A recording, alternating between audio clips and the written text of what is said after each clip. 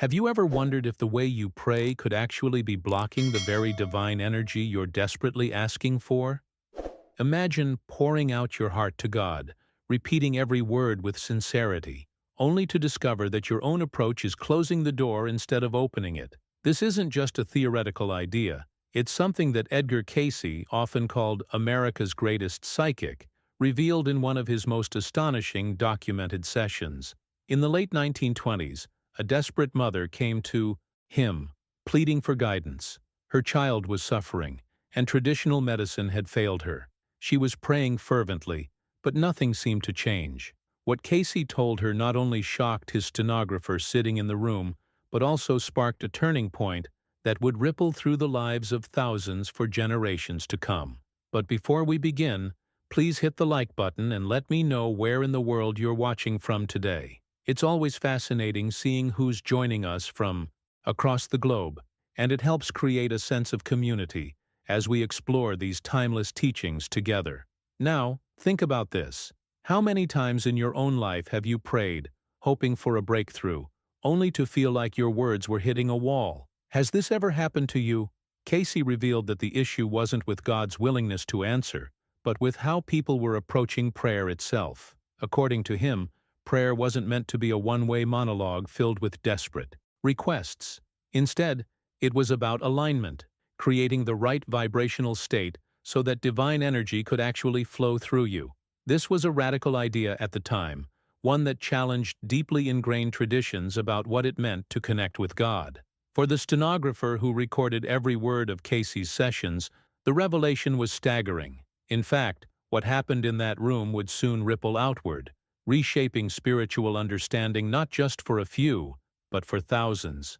Casey's readings went far beyond this one moment. Over the span of 4 decades, more than 14,000 of his sessions were carefully documented, providing a treasure of wisdom that continues to inspire seekers today. And it all began with the recognition that prayer, real prayer, is not about asking, it's about being. Being in stillness, being receptive, being aligned with the divine essence that's already present. What you're about to discover might surprise you, because this shift from asking to aligning doesn't just change the way you pray. It transforms the way you live, the way you perceive challenges, and the way you open yourself to healing on every level. Casey's teachings consistently showed that once a person entered this deeper understanding of prayer, things began to shift, sometimes subtly, sometimes dramatically. Stories began to emerge of lives transformed, of people who had once felt hopeless finding renewed strength and healing, simply because they had changed the way they approached the divine. Stay with me until the end, because we're just scratching the surface of what Casey revealed. His message was never about empty words or religious rituals. It was about a profound connection that every person can access, no matter where they come from or what they believe. Think about that for a moment. The possibility that the divine connection you've been seeking has been available all along, just waiting for you to learn how to truly open to it. The desperate cry of a mother in the 1920s became the catalyst for a revelation that still speaks to us today. It showed that the key to divine connection is not found in repeating words or following strict formulas, but in stepping into a state of awareness where divine energy can flow freely. This was the beginning of a turning point, not just for that family, but for countless others who would later discover Casey's readings. And this is only the beginning. Because what unfolded in that quiet room nearly a century ago was not an isolated story. It was the first glimpse into a series of divine teachings that would redefine how we understand prayer, meditation, healing, and connection to God. In the next part, we'll explore how this moment became the foundation of a spiritual system that continues to transform lives even today. If this resonates with you and you want to keep diving into these hidden truths, make sure you're subscribed so you don't miss the next revelations. Imagine this for a moment. More than 14,000 readings, each carefully recorded, line after line, word after word, creating one of the most remarkable archives of spiritual knowledge the world has ever seen. This wasn't the vague memory of stories told by followers or exaggerated myths, retold across generations. It was documented in detail, preserved as a body of work so vast that even today researchers, seekers, and curious minds dive into it to uncover the hidden truths behind Cayce's revelations. It's almost like standing before a library where every book is a doorway into another dimension of understanding, each page whispering insights that can shift not only your mindset, but your entire way of living. What makes this even more powerful is that these weren't abstract theories or poetic ideas meant only for contemplation. They were practical, grounded methods that brought tangible change to people's lives. We're talking about real transformation. Individuals who were struggling with illness, despair, or spiritual emptiness suddenly finding healing, clarity, and direction through the guidance Cayce offered. His approach blurred the line between the visible and the invisible, reminding us that spirituality is not just something we think about. It's something we live, breathe, and embody. That's why his work is still studied at the Association for Research and Enlightenment in Virginia Beach, a place where seekers continue the journey that began nearly a century ago. But here's the part that continues to shake the foundations of traditional belief. Cayce revealed that most people were approaching prayer in a way that simply didn't work. He compared it to speaking against a wall, sending words out into empty space without creating any real connection. Can you imagine how many times you may have done that yourself? How many moments of hope, desperation, or gratitude poured out, only to be met with silence, leaving you wondering if anyone was listening? That was exactly the experience Cayce addressed, showing that the block wasn't with God's willingness to connect, but with how we tune ourselves to receive. This is where his insight shifts everything. Prayer, according to Cayce, wasn't about pleading or convincing. It was about alignment, creating harmony between your inner state and the divine flow that is always present. Instead of trying to force outcomes or beg for answers, he taught that the real power comes when you quiet the mind, release the static of fear and doubt, and open yourself to the vibration of divine presence. This idea transforms prayer from a ritual into a living connection, from a habit into a profound experience that has impact far beyond the words spoken. Think about the hidden truth in that. If prayer is not about repetition but about resonance, then the way you prepare yourself, your emotions, your thoughts, even your body, becomes just as important as the words you use. This perspective doesn't dismiss prayer. It elevates it into something far more expansive, something that can carry healing energy, guidance, and clarity into every corner of your life. And once you recognize that, the journey takes on an entirely new dimension, where each decision, each intention, becomes an opportunity to align yourself with something greater. Now, I want to go even deeper into this topic, because what Cayce uncovered was not just about redefining prayer.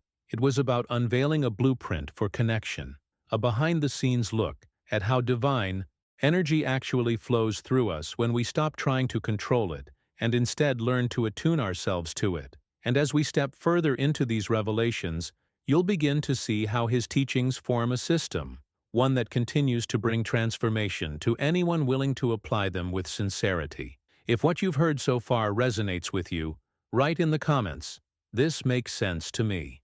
Edgar Cayce's story begins in the quiet fields of rural Kentucky, where a boy born in 1877 discovered something that would defy the expectations of everyone around him. He wasn't raised in a place filled with mystical teachings or esoteric knowledge. His surroundings were simple, his upbringing humble, and yet from a young age he carried within him a capacity that went far beyond the ordinary. Cayce found that when he entered a deep, self-induced trance, he could access information that seemed impossible, diagnosing illnesses in people he had never met, recommending remedies that puzzled doctors, and offering guidance that spoke to the deepest parts of human struggle. What started as a strange ability soon became the foundation of a lifetime devoted to uncovering the hidden truth about the human condition and our connection to something far greater than ourselves.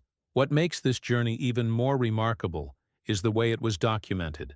Unlike so many stories of visionaries whose teachings were later exaggerated or distorted, Cayce's work was preserved with precision. His stenographer, Gladys Davis, recorded every word over the course of decades. This wasn't hearsay passed from mouth to mouth. It was evidence, carefully archived and available for anyone who truly wanted to see behind the scenes of his process. That level of authenticity gives his readings a weight that most mystical claims lack, transforming them from folklore into a living archive of revelation and insight. It was almost as if the universe had arranged for his legacy to be protected, ensuring that future generations would have access to this treasure of wisdom. As the years unfolded, something extraordinary began to happen.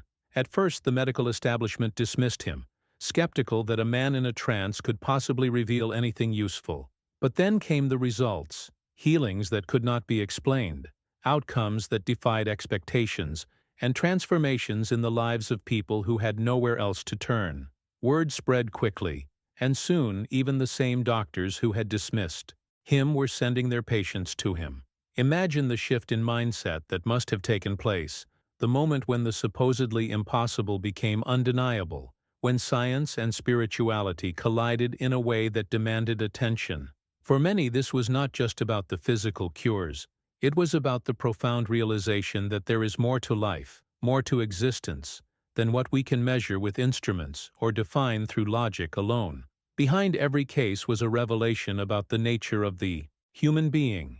Cayce didn't separate the body, the mind, and the spirit. He treated them as interconnected layers of the same essence.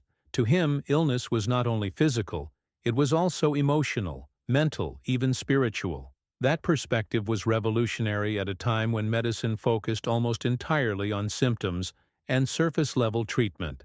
Cayce invited people to look deeper, to understand that every decision, every thought, and every emotion could have an impact on health and well-being. This holistic vision turned his readings into more than healing sessions. They became pathways of transformation. The impact of this cannot be overstated. Imagine living in a world where the mysteries of life often felt out of reach, and then hearing that someone could enter a trance and reveal insights not only about your body, but also about your soul's journey. It's no wonder that thousands were drawn to him, seeking not just cures but understanding. Each case carried the possibility of unveiling hidden truths about the way divine energy flows into human experience. And for those who witnessed the transformations firsthand, doubt began to fade, replaced by curiosity and a quiet recognition that something extraordinary was unfolding before their eyes. Now, I want to go even deeper into this topic because what truly set Cayce apart wasn't only his ability to diagnose or heal, it was the way he revealed that all of this knowledge, all of this connection, was available to anyone willing to align themselves with the divine. His life became living proof that ordinary people could access extraordinary wisdom, and that revelation continues to challenge and inspire to this day. If this perspective is resonating with you, put down in the comments, "I'm also on this path." Cayce's first divine teaching challenged one of the deepest assumptions people have carried for centuries, that prayer is about asking, pleading, or convincing God to intervene. He revealed something radically different, that true prayer is not a request but an alignment, a process of tuning your entire being into harmony with divine energy. Think of it as adjusting an instrument before a performance. If the strings are out of tune, no matter how skilled the musician is, the sound will be dissonant. The same happens with prayer. When our inner state is filled with noise, fear, or desperation, the connection is clouded. But when we align vibrationally, prayer becomes not a request to the heavens, but a resonance with them. This idea reframes everything. Instead of believing that prayer is about changing God's mind, Cayce pointed to the hidden truth that prayer is about changing your own frequency so that divine energy can flow through you without resistance. It's less about words and more about presence. It's not a performance or a formula, but a shift in consciousness. And that's why he often spoke of entering the silence, a place beyond language where the soul listens instead of speaks. For many, this silence felt uncomfortable at first, because we are so conditioned to fill the air with words. Yet in this stillness lies the doorway to receiving impressions, guidance, and a knowing that comes directly from the source. Subscribe to the channel and stay connected. There's so much more to uncover on this journey. Imagine what could happen if you began your mornings in that way, not rushing into the demands of the day, not opening your mind immediately to stress and distractions, but giving yourself 10 minutes to step into that sacred stillness. Cayce documented countless cases of people who did exactly that and saw extraordinary changes unfold in their lives. Financial struggles softened, relationships improved, health shifted, and most importantly, they felt a sense of inner peace that could not be shaken by external circumstances. This wasn't magic in the superficial sense. It was alignment, a transformation of mindset and energy that allowed divine order to move freely through their lives. Behind the scenes of these stories was a pattern that revealed itself again and again. When individuals stopped treating prayer as a demand and began treating it as a state of receptivity, the impact was profound. They described experiences of guidance arriving in subtle ways, an intuitive nudge that led them to the right decision, a sense of clarity about choices that once felt confusing, or even physical healing that could not be explained through ordinary means.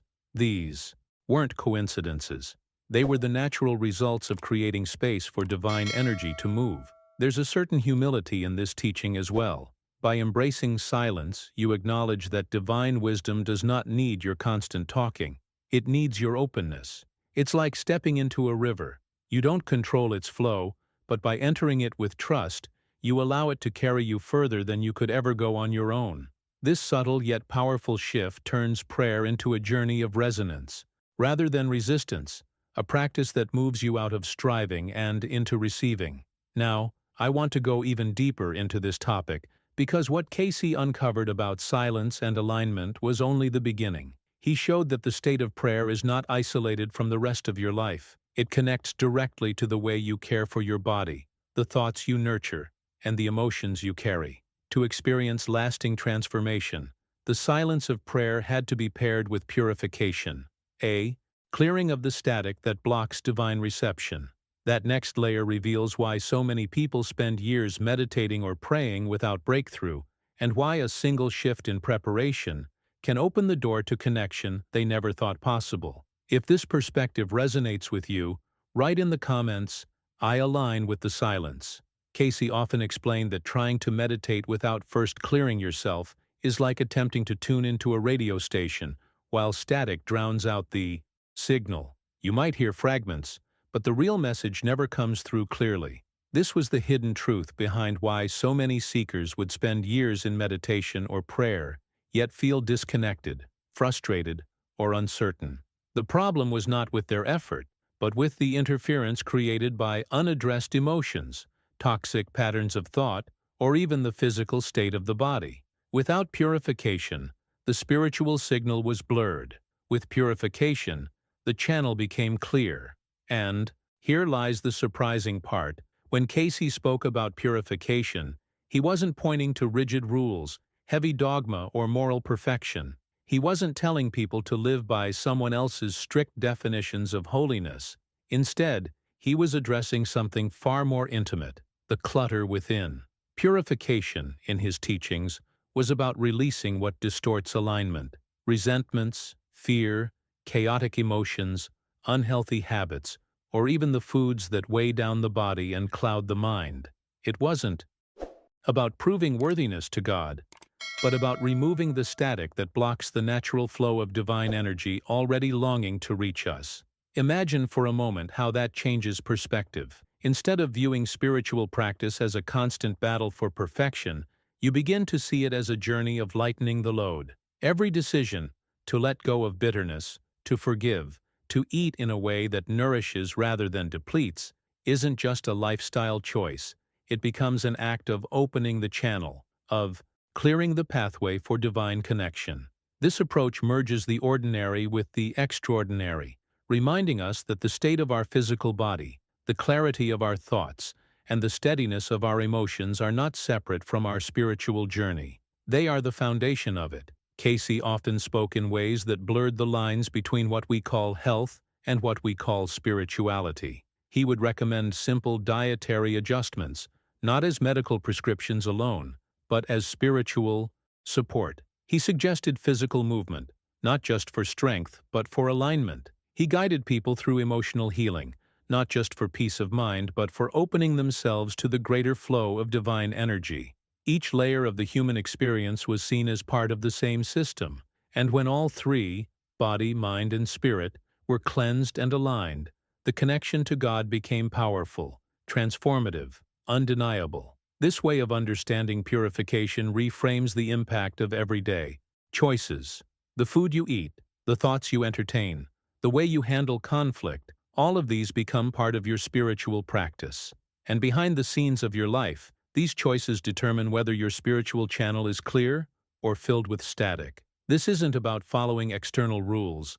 It's about cultivating an internal atmosphere where divine energy can move freely. It's about preparing the soil so that the seeds of meditation and prayer can actually grow into something alive. Now, I want to go even deeper into this topic because Cayce revealed that purification was not only about removing what blocks us, but also about consciously cultivating a higher state of being. He called it awakening the Christ consciousness, a state of awareness that brings alignment with divine will, clarity of purpose, and a sense of love so expansive it reshapes the entire journey of the soul. When people touched this state, they described their old life as though it had been lived in, darkness compared to the light they now carried.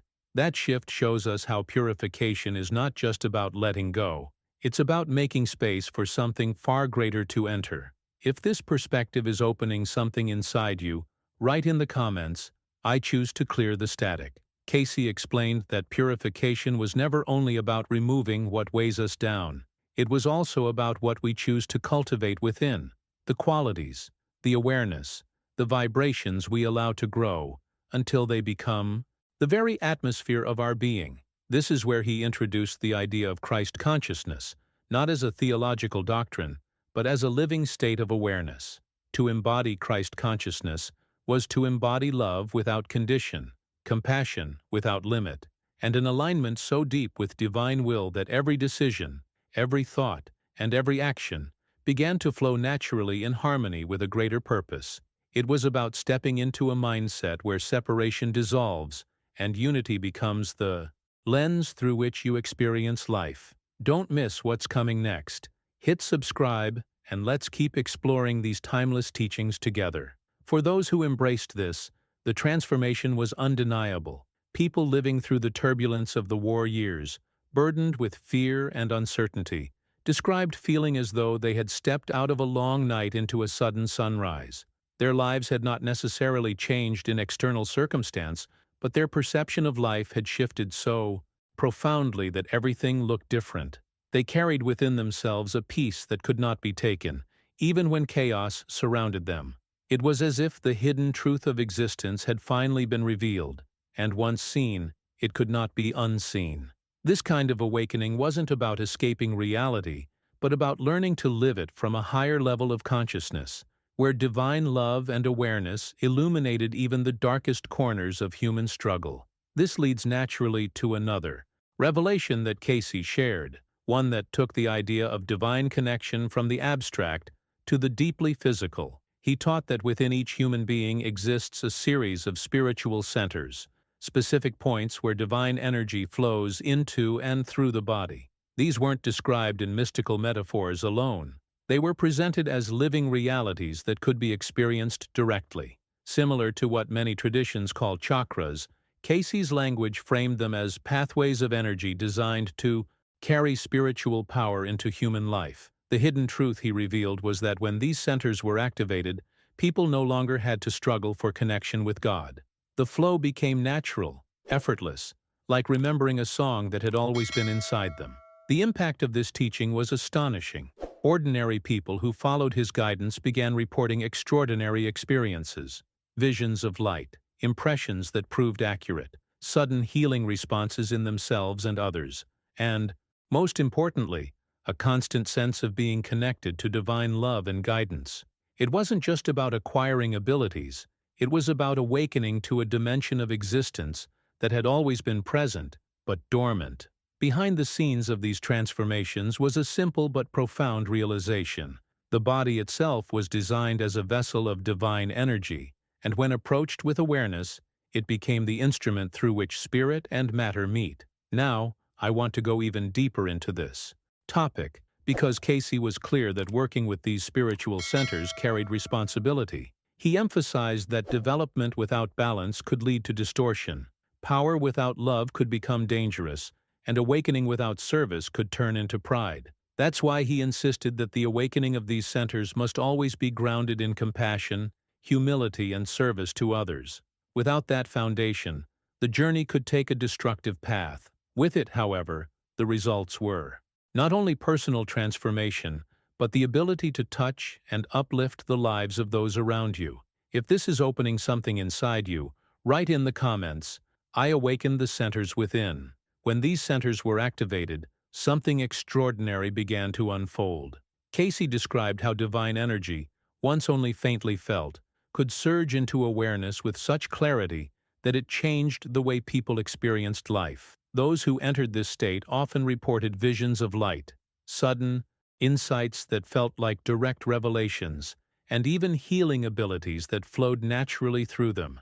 It wasn't about forcing anything, it was about unlocking what was already built into the human design. These gifts were not random miracles, they were the natural outcome of a deeper alignment between body, mind, and spirit. Once the inner channels were clear and receptive, divine communication became effortless, like opening a door to a room you never realized existed. One of the most striking examples recorded in Cayce's archives was the story of a woman from the Midwest. She had followed his guidance carefully, step by step, seeking not power, but connection. Within weeks of awakening her centers, she began to experience impressions that proved remarkably accurate. She could sense things about people she had never met, feel their needs, and offer words that touched them at the deepest levels. But perhaps more significant than the abilities themselves was the shift she described within her own heart. For the first time in her life, she felt constantly surrounded by divine presence, as though she was never alone, never cut off, but carried always within a current of love and guidance. It wasn't an abstract belief, it was a lived reality. These kinds of accounts reveal something powerful about the hidden truth of human potential. Spiritual awakening isn't about becoming something different, it's about remembering what you already are. The journey is less about acquiring and more about uncovering. Yet Cayce was careful to warn that this awakening comes with responsibility. He explained that unlocking spiritual centers without grounding them in service and love could lead to distortion. Power without compassion, vision without humility, can become dangerous. He often repeated that the purpose of these gifts was never self-glorification, but service, healing, guiding, and uplifting others along their journey. If you're finding value in these insights, subscribing is the best way to stay aligned with every new discovery we share here. That balance between awakening and service is what gives the transformation its true impact. When the gifts that emerge are channeled into love, the results ripple outward, touching not just the individual, but everyone they encounter. Think about the mindset shift this represents. Instead of chasing spiritual experiences for their own sake, the awakened person begins to see themselves as a vessel, a channel, through which divine energy can flow into the world. It changes the way decisions are made, the way challenges are approached, and even the way ordinary interactions unfold. Each moment becomes an opportunity to embody divine presence, to bring light into spaces that would otherwise remain in shadow. Now, I want to go even deeper into this topic, because Cayce taught that the journey does not stop at awakening the centers or experiencing visions. There is a deeper layer that shapes the entire direction of life, the discovery of what he called the spiritual ideal, a kind of divine blueprint within each person that defines their highest purpose. This was not about external roles or borrowed beliefs, but about uncovering the hidden truth of why your soul chose to be here, in this moment, on this path. And once that ideal is known and lived, everything, gifts, service, connection, falls into place with clarity and power. If this resonates with you, write in the comments, "I choose to serve." With love. Cayce often described the spiritual ideal as the hidden compass of the soul, a kind of divine blueprint that quietly guides us even when we are unaware of it. According to him, every person carries within them this ideal, a higher pattern of purpose that represents the truest expression of who they are meant to be. It isn't about social roles, career paths, or external achievements. It is something deeper, more intimate, and far more enduring. Yet most people drift through life, without ever touching it, living disconnected from this inner design, which explains why so many feel a persistent emptiness despite chasing success, recognition, or material security. They build lives on borrowed structures, unaware that their own divine architecture has been waiting patiently to be discovered. When Cayce guided people toward identifying their spiritual ideals, something remarkable happened. They described it as if fog had suddenly lifted, and for the first time, they could see the terrain of their lives clearly. Choices that once seemed confusing became obvious, not because someone told them what to do, but because they were finally aligned with their true purpose. The impact of this was not limited to their personal sense of fulfillment. It radiated into every aspect of their journey. Relationships shifted, work took on new meaning. Even obstacles felt different because they were approached from a place of alignment rather than struggle. The mindset that emerged from this discovery wasn't about chasing goals. It was about embodying a deeper awareness that shaped every decision. Cayce made it clear that finding your ideal requires courage, because it often reveals how much of your life has been built around expectations that don't belong to you. The conditioning of culture, the voices of family, the weight of tradition, all of these can shape a path that looks convincing but doesn't resonate with the soul. That's why he encouraged seekers to go behind the scenes of their own beliefs, to ask questions that pierce through the noise and uncover what their spirit has been trying to express all along. It is not a simple intellectual exercise, but a process of peeling back layers, letting go of illusions, and opening space for the hidden truth of one's divine design to come forward. The revelations that followed were often life-altering. People who had felt purposeless or lost suddenly discovered clarity that lit up their entire existence. Ministers who had been preaching borrowed ideals found their voices transformed once they began speaking from their authentic blueprint. Individuals who had felt disconnected from meaning reported that their lives gained depth and direction when they embraced the ideal their soul had carried all along. This wasn't about abandoning everything familiar, but about infusing life with a new alignment that made even ordinary tasks part of a sacred journey. Now, I want to go even deeper into this topic because Cayce emphasized that the spiritual ideal is not a static destination. It evolves as the soul evolves, expanding and refining with each step of growth. What you discover today as your highest expression may transform tomorrow into something richer, broader, and more powerful. This constant unfolding means the journey never becomes stale. It remains alive, dynamic, and filled with revelation. To live from this space is to live in a state of renewal, where each stage of your path reveals another dimension of divine purpose. If these words resonate with you, write in the comments, "I live by my divine blueprint."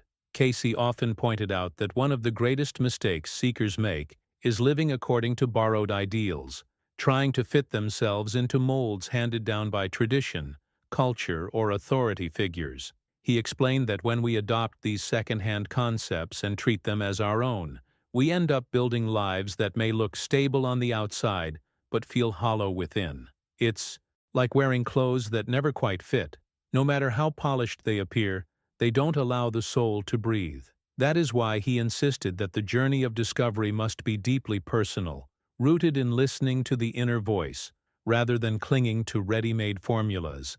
The hidden truth is that each soul has its own unique alignment, and when it is ignored, emptiness and frustration inevitably follow. At the same time, Cayce reminded us that our divine blueprint is not a rigid structure, carved in stone. It is alive, dynamic, constantly evolving as we grow and expand in consciousness. This is what makes the spiritual path an ongoing journey of renewal. The ideal you hold today may transform tomorrow into something deeper, richer, more refined. Instead of fearing change, Cayce urged people to embrace it as evidence of spiritual vitality. To live in alignment with this evolving blueprint is to experience excitement in the journey itself, where each step forward is not a repetition of the past, but a revelation of new possibilities. life becomes less about clinging to definitions and more about unfolding into dimensions of purpose you hadn't yet imagined. But for all this growth and alignment to take root, Cayce uncovered a profound obstacle that prevents divine energy from flowing freely: unforgiveness. He described it as a kind of spiritual poison, subtle yet deeply corrosive, blocking communion with God in ways people often fail to recognize. Many think of forgiveness as a simple moral gesture, but in Cayce's understanding, it was far more than that. Unforgiveness created static in the soul, distorting perception, clouding prayer, and sealing off the very channels meant to connect us with divine presence. The impact of this hidden weight could be seen in people who prayed for years, yet never felt breakthrough, not realizing that the very act of holding on to resentment was closing the door they longed to walk through. This insight takes us behind the scenes of human struggle. Forgiveness isn't only about relationships with others, it also extends inward, toward oneself, and even upward, toward God. Cayce revealed that many carry hidden anger against the divine, unspoken grievances about suffering, loss, or disappointment. These unacknowledged emotions act like chains around the soul, keeping it from rising into alignment. He often guided seekers to recognize these buried feelings and release them, not as an act of submission, but as an act of liberation. When people allowed this release, they described feeling lighter, freer, more open, as if something constricting had finally given way. Now, I want to go even deeper into this topic because Cayce showed that forgiveness is not merely an emotional decision. It is a spiritual practice that clears the energetic pathways of the soul. To forgive is to dissolve the static that interrupts divine communication, to open the heart so completely that the flow of God's presence can be felt, directly and continuously. People who embraced this practice often reported transformation that reached every part of their lives. It was as though the act of forgiveness reset their entire spiritual system, restoring harmony and unlocking possibilities that had been blocked for years. If this touches something in you, write in the comments, "I choose to release and forgive." Cayce's insight into forgiveness reached far deeper than a surface-level idea of simply letting go. He revealed that true forgiveness begins at the level of the soul, where the most hidden resentments reside. Many people carry unspoken anger, not only toward others but toward life itself, and even toward God. These buried emotions can sit like shadows in the subconscious, quietly shaping decisions, attitudes, and relationships, without us realizing their weight. To identify and release them requires a kind of inner honesty that is both humbling and liberating, because it means acknowledging the hidden truth that beneath our prayers, beneath our words of devotion, there may still be a voice demanding explanations from the divine.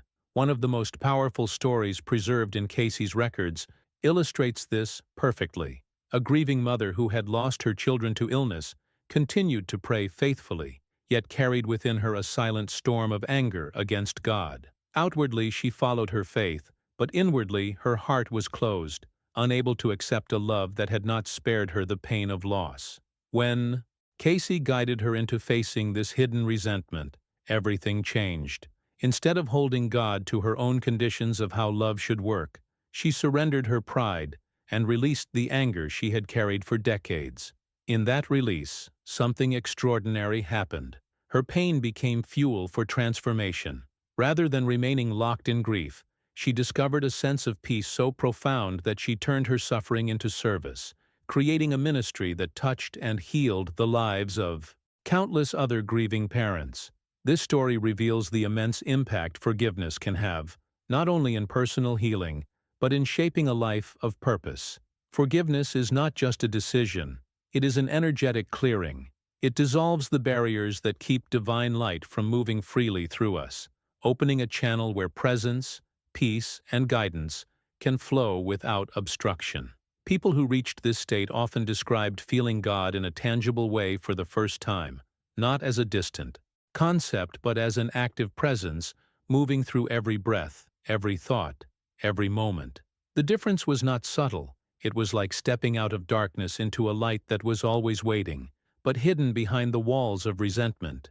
Join the community by subscribing now. You'll always have a place to return whenever you seek clarity and connection. When forgiveness is practiced at this level, it doesn't erase the past, it transforms it. Painful experiences don't vanish, but their weight changes. They no longer sit as anchors pulling us backward. Instead, they become stepping stones toward compassion, understanding, and a deeper connection with others. This is the kind of transformation that ripples outward, changing not only the one who forgives, but everyone who comes into contact with them. Forgiveness clears the static in the soul, and what follows is clarity, presence, and a natural alignment with divine love that can be felt as real as touch or sound. Now, I want to go even deeper into this topic, because Cayce explained that beyond forgiveness lies another crucial key to spiritual connection, what he called creative surrender. He saw that many seekers exhausted themselves trying to force divine experiences through willpower and effort, when in truth the path was not about control, but about opening to collaboration with the divine. This shift in mindset revealed a hidden truth: that communion is not achieved through striving, but through trust, through allowing the greater flow to carry us where we are meant to be. If this resonates with you, write in the comments, "I choose to let the light flow." Cayce observed that one of the greatest paradoxes in the spiritual journey is how effort can sometimes become the very obstacle to connection. He explained that many seekers exhaust themselves in striving, believing that the harder they pray, the more intensely they meditate, or the stricter they discipline their lives, the closer they will be to God. Yet what he saw in countless readings was that this constant effort often creates tension, and that very tension blocks the flow of divine presence. True communion, he said, is not about force, but about surrender, what he called creative surrender. This was not the passive resignation of giving up, but an active openness, a willingness to release control and allow the divine energy to move as it will. The metaphor Cayce often used was the garden. A gardener does not force a seed to grow by pulling on it or demanding results. Instead, the gardener prepares the soil, waters it, ensures that it receives light, and then trusts the natural process. The seed, once planted in the right conditions, knows exactly what to do. Spiritual connection, Cayce explained, works in the same way. Our role is to prepare the conditions, through stillness, alignment, purification, and then to let go, allowing divine energy to flow naturally without trying to manipulate or control it. In this state, the experience of God becomes effortless, like a seed sprouting in fertile ground. One of the most moving stories that illustrates this teaching involved a man who had been practicing spiritual disciplines for over 15 years. He had poured himself into prayer, rituals, and study, yet always felt distant, as though he were climbing an endless ladder without ever reaching the top. When Cayce guided him into creative surrender, showing him how to stop striving and instead relax into the divine presence, the change was immediate. The man later described it as falling into God's arms, a release so profound that he felt carried by love rather than chasing it. What years of effort had not produced came in a matter of days once he shifted his mindset from control to receptivity. Behind the scenes, this shift reveals a hidden truth about how we relate to the divine. Many of us are conditioned to believe that closeness to God is earned through effort, that we must work tirelessly to prove ourselves worthy. But Cayce turned that idea upside down. He taught that worthiness is not the issue. It is alignment. The divine presence is already waiting. It is the noise of our striving that blocks the signal. Once the striving stops, the channel opens, and the flow of connection becomes undeniable. The impact of this realization is immense because it transforms not only the way we pray, but the way we live. Life stops being a battlefield of constant struggle and becomes a collaboration, a dance, between human consciousness and divine energy. Now, I want to go even deeper into this topic, because Cayce explained that creative surrender leads to something even more extraordinary: the ability to receive wisdom directly from the source. He spoke of the Akashic records, a vast field of divine knowledge where every truth, every experience, and every possibility is stored. And what may surprise you is that he insisted this access is not reserved for mystics or prophets. It is available to anyone willing to enter that state of unity where self and source meet.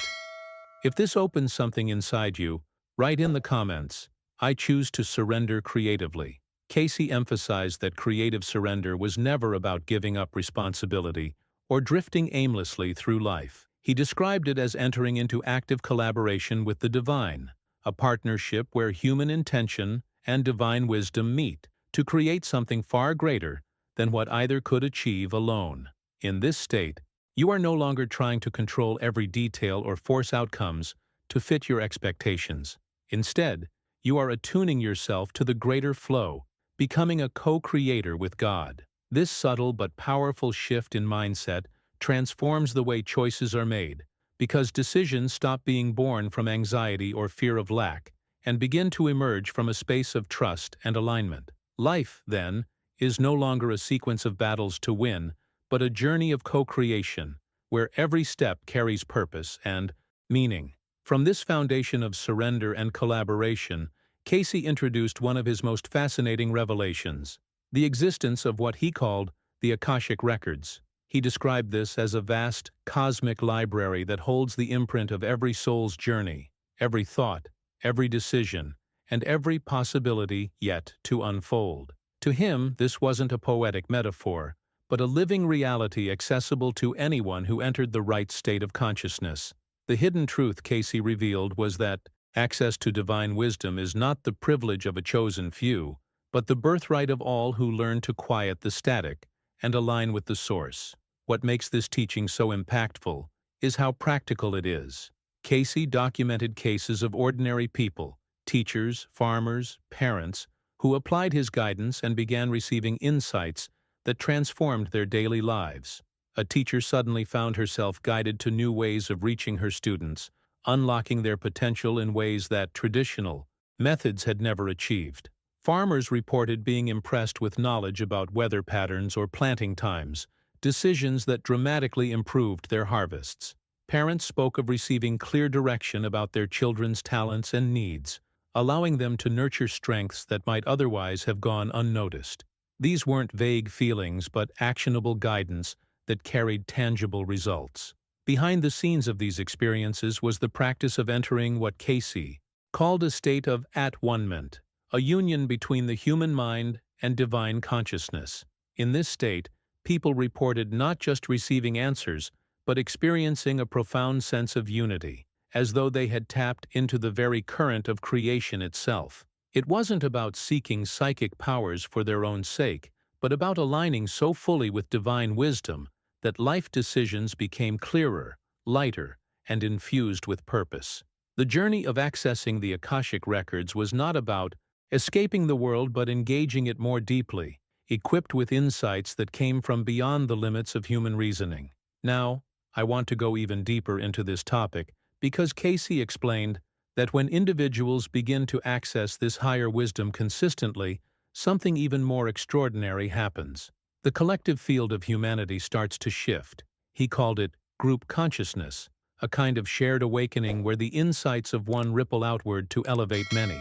In this vision, the transformation is not only personal but global, marking the beginning of a profound evolution in how we experience life, connection, and divinity itself. If this resonates with you, write in the comments, "I open myself to higher wisdom." Cayce described the state of at-one-ment as something far beyond a mystical idea. It was a lived experience of unity, where the separation between self and source dissolved, and knowledge flowed directly from the well of creation. Those who entered this state often explained that it wasn't about receiving words or visions alone, but about stepping into a field of knowing, where truth was no longer something sought after, but something felt as immediate and undeniable. In that space, questions fell silent, because the answers were already present, carried in the stillness like light filling a room. The impact of such moments was profound, leaving people with a sense of clarity that transformed not only their spiritual practices, but also their daily decisions and relationships. What Cayce revealed, however, was that this state was not meant for individuals alone. He spoke of a hidden truth behind the collective journey of humanity, that as more people learn to access higher wisdom, something begins to shift on a global scale. He called it group consciousness, an awakening that moves beyond personal transformation into collective evolution.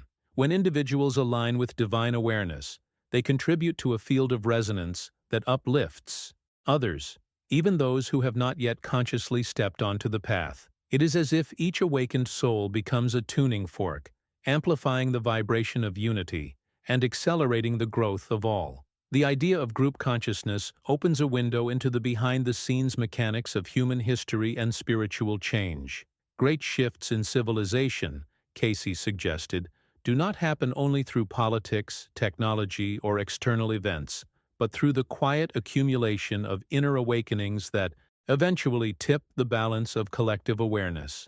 In this sense, every act of prayer, every moment of purification, every choice to forgive or surrender contributes not just to personal healing, but to the evolution of humanity itself. Each step you take toward alignment is part of a larger journey, a ripple moving outward into the great ocean of consciousness we all share.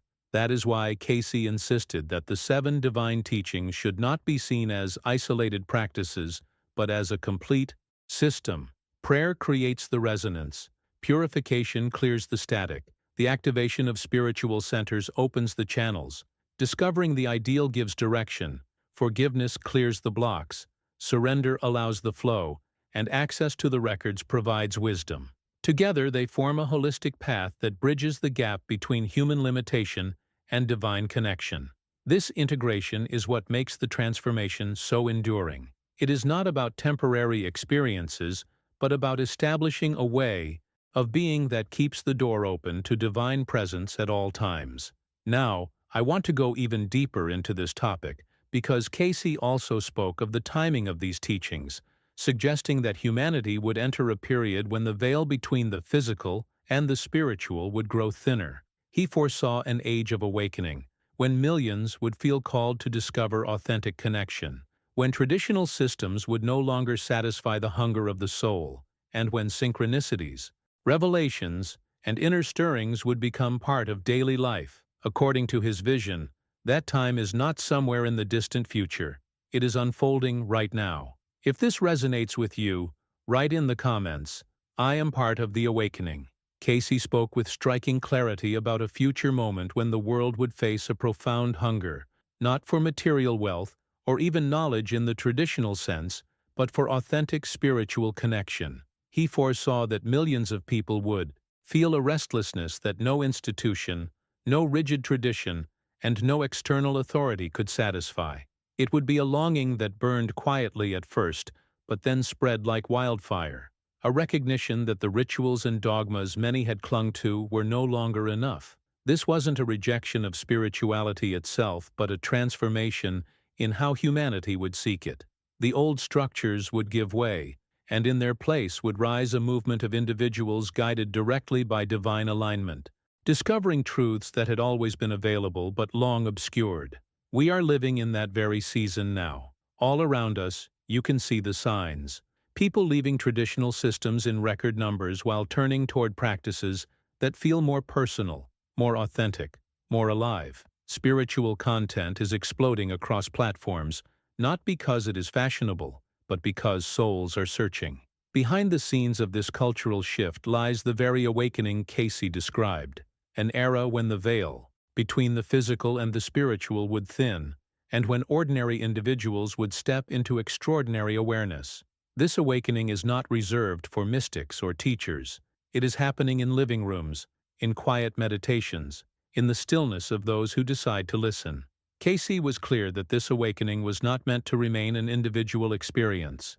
The role of each awakened soul extends far beyond personal healing. Every insight, every act of forgiveness, every moment of surrender contributes to a collective momentum that is reshaping human consciousness. He insisted that the 7 teachings he revealed were not just tools for personal growth, but preparation for something greater, the unfolding of humanity's destiny. Each person who applies these teachings becomes a participant in this collective evolution, weaving their own light into a tapestry that is lifting the entire planet. This is where the hidden truth of your role emerges. You are not a passive witness to this awakening. You are a part of it. Your mindset, your decisions, the way you choose to align with love rather than fear, all of it carries weight in the larger journey. Think of it as a ripple in a vast ocean. Alone, a ripple may seem small, but together they create waves that reshape the shoreline. Cayce envisioned this wave of awakening not as the work of institutions or leaders, but as the rising of countless individuals who, in their own lives, discovered divine connection and allowed it to flow outward. Now, I want to go even deeper into this topic, because Cayce also warned that these windows of awakening are not permanent. He spoke of cycles when the veil between the seen and unseen grows thin, making divine connection more accessible, and how missing these opportunities can delay transformation. This moment, he suggested, is one of those windows, a time when synchronicities multiply, when revelations surface unexpectedly, when the sense of being guided grows stronger. To recognize it is to step consciously into the current, allowing yourself not just to be transformed, but to become part of the transformation itself. If these words stir something inside you, write in the comments, "I am part of this transformation." If you've journeyed with me all the way to this point, then you already know how powerful these teachings can be when they begin to take root in daily life. That's why I'd love for you to stay connected here. Make sure you subscribe so you don't miss the next steps of this exploration. And since you've made it to the very end, let me know in the comments by writing, "I'm with you until the end." It's always inspiring to see who has walked through the entire journey with me. If what you heard today touched something in you, a simple like on this video is more than just a button. It's a way of acknowledging the connection we've shared. And before you go, there's a video right here that beautifully complements what we've been talking about. Click and continue with me over there, and let's keep unfolding these revelations together.